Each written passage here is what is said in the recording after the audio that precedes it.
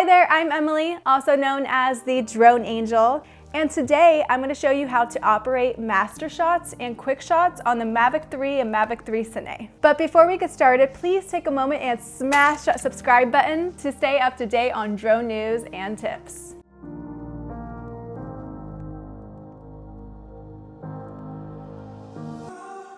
Mastershots and Quickshots were added to the Mavic 3 and the Mavic 3 Cine in its January firmware update. A lot of people were looking forward to this update, specifically because of panorama mode and these two intelligent flight modes. Essentially, they allow pilots to take some quick and dirty shots without having to put a lot of creative effort into them. Not everyone is a fan of them though, since they can feel a bit cookie cutter. Personally, I think a few of them are still worth using for gathering basic footage, especially in new locations where you're not completely sure what you want to get out of the shots yet. They're also a safeguard in case you realize you haven't taken enough original footage and you want something extra to buff things out. Most of the quick shots are fun to use with friends, but they aren't ideal for commercial jobs. Mastershots and Quickshots are both, at least in terms of DJI releases, old technology. We've already seen them on prior drones like the Air 2S. I thought there was no better place to show you this old tech than a park in my old hometown. It's a great spot for testing these flight modes because of all the open space. So now all I need to watch out for are feelings of nostalgia and old neighbors wanting to make small talk. What do you want? What do you want? It's not that simple. What do you want? First, we'll go over Mastershots. You can access it by tapping the film icon on your screen and then going into the Mastershot mode from there. Before you start trying to film any Mastershots, you'll want to line up your film target, whether that's a person, a building, or anything else. It's also important to make sure that there aren't any obstacles that would get in the way of you filming your Mastershots. It's unlikely that you'll crash, but it's still something you should watch out for, since the Mavic 3 will be doing some big, sweeping motions that could easily get interrupted if you're not careful. Once your drone is in position and you're in Mastershot mode, you'll begin by selecting the target or point of interest on your controller screen. At this point, it will give you an estimated flight time, which, unlike estimated battery life, does tend to be pretty accurate.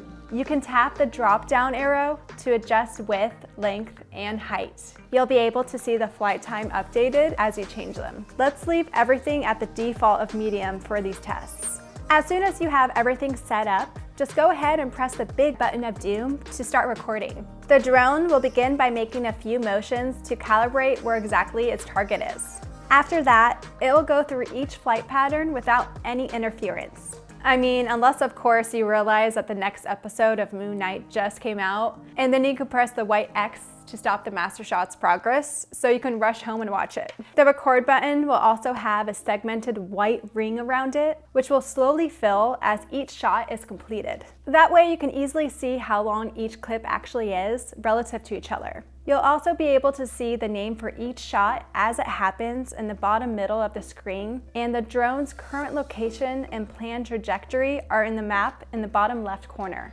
You'll be able to access a pre-edited preview right away, but you can also wait until you're done filming to watch it, since it will be in your album. All of your Mastershots are clearly labeled with a little Mastershot icon. The pre-edited video really isn't that bad, and there are some quick editing options which make it a good option for making quick videos to show your friends. You can change the visuals up a bit, and you can swap between some different styles of stock music. But if you have the Mavic 3 and the Mavic 3 Cine, it's probably safe to say that you want content that looks more polished and original than this. The full-length video is saved to your drone, so you can power up the Mavic 3 and Mavic 3 Cine and pull those off to cut up yourself. If you didn't already know, quick shots are like the crafting ingredients that you combine to make up a master shot. All of the shots we saw displayed on the screen while taking the master shot are actually available here in quick shot mode, which you can access through the same menu as before. The icon for quick shots is right underneath the one for master shots. From there, you'll choose the quick shot you want and select the target, just like how we did it before. There's also an option to change the distance, but we'll stick with the default of 80 feet for now. We'll also want to make sure that there are no obstacles that could get in the way of the drone before we tell it to perform a quick shot. I'll start with Dronie. It's a simple pan out, and you'll be able to watch the Mavic 3 ascend backwards to catch the scene. It's a nice shot to toss into a video because of how versatile it is, even though it isn't particularly long or complex. Quick shots are really there so that you can capture quick, consistent shots that you can toss into a video as needed. After the drone is finished, it'll say it's returning and fly back to its original position. Next, there's rocket, which will just fly up while slowly tilting the camera to face the target. It's probably not as cool as riding on an actual rocket would be, but it does a great job of showing off the point of interest in a dynamic way. Dear God, it's beautiful. Circle quick shots are probably where you have to watch out for obstacles the most, since flying in a big circle is a great way to bump into literally every object in an 80 feet radius. For the most part, just flying your drone up high enough before you start the quick shot will do the job. You can keep it lower if that's the kind of shot you want, but just make sure it's at least 2 meters off the ground. Remember that if you're post-processing the quick shots yourself, you don't need to include the entire clip of your drone flying around in a circle. You'll probably only want to keep part of the shot. The Helix is one of the more dynamic and interesting quick shots since it sends the Mavic 3 ascending in a slow spiral pattern. By the end of the quick shot, your drone will be relatively far away from where it started, unlike with shorter shots like Dronie and Rocket. Boomerang is similar to Helix, but not as complicated. All it does is a straightforward boomerang pattern where it flies out and up, and then flies back in and down. Like the previous 2 quick shots, it's a good way to capture your target from multiple angles, so you can see more dimensionality in your shots. Yay! The last quick shot is called Asteroid. This is definitely not the kind of quick shot you want to capture for professional use. By the end of it, Asteroid will create a little planet of your surroundings. Your drone will start by flying up into the air before taking footage in a circle around itself. You'll see the camera making 2 sudden shifts before turning. Once it's done, it will return like usual, and you'll be able to see the sphere it made. It reminds me a little of the late 90s, early 2000s video graphics, but higher resolution.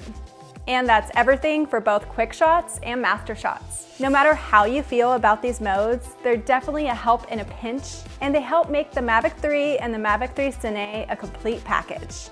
If you have any more questions about quick shots or master shots, just leave a comment below and I'll try to get back to you. Thanks so much for watching, guys. If you enjoyed this video, the biggest compliment to me is if you could share it with someone else that would also enjoy it. Of course, hit subscribe to stay up to date on drone news and tips. If you're interested, I also do online educational consulting and hands-on workshops where I teach you how to fly over whales and dolphins. More information is on my website and in the links below. I'll see you in the next video.